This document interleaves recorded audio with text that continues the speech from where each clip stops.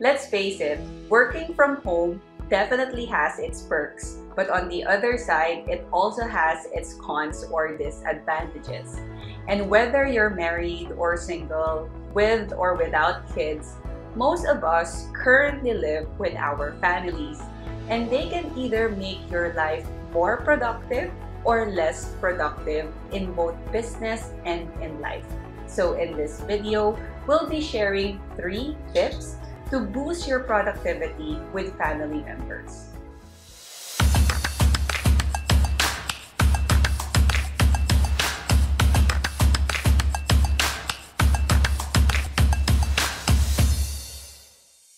Tip number 1 is to set clear expectations and create win-win agreements amongst the family members. If you notice, we mentioned agreements, not rules. Why? Because rules are often one way, while agreements consider both parties, so it's more likely to be followed and honored by those involved. Here, you can set working hours and time with family and who gets to do house chores on certain days. Nowadays, we need all the help we can get to get more things done faster and more efficient. We can't solely rely on family members' initiative to do tasks and errands around the house. It must be clearly communicated so to lessen the arguments. But what happens if someone failed to comply with the set agreement? What do we do? Well, tip number 2 is to let the person choose their own consequence. This is something I learned from one of my mentors, Alex Mandosian, and can greatly help teach the value of accountability, especially amongst children. We need to make them understand that an agreement is a covenant and failure to adhere to it would entail consequences.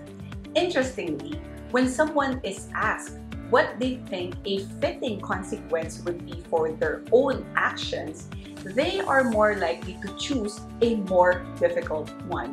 In my mentor's example, his son accidentally crashed his car, and even though the repair was covered by his car insurance, he still asked what his son thinks his consequence should be. He was surprised that his son chose to drive his younger sister to school and pick her up in the next 2 weeks. So this was something he wasn't expecting during that time. And eventually, it worked out in my mentor's favor. But of course, as much as we want to keep our communication lines open, it can't be helped that disagreements arise from time to time. And the 3rd tip I'm going to share with you is from the book The Power of Focus by Les Hewitt, Mark Victor Hansen, and Jack Canfield. It's the on a scale of 1 to 10, how did I do game? So here's how the game works. So let's say you're about to resolve an argument or engage in something where it demands a result with someone close to you, whether it be a family member or a very close friend. After you're done, you ask, on a scale of 1 to 10, how did I do? So for example, after my mom and I have resolved an agreement, I'll ask her and say, on a scale of 1 to 10, Mom, how did I do? So if she says 7, then my second question would be, what would have made it a 10? Because 10 is the perfect one.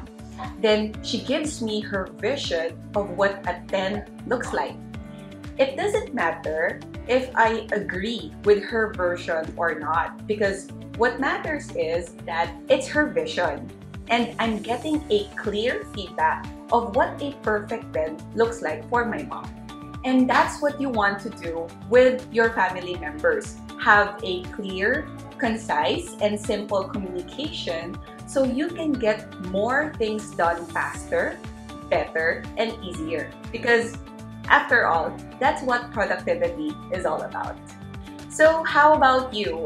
What productivity tips involving your families have worked for you?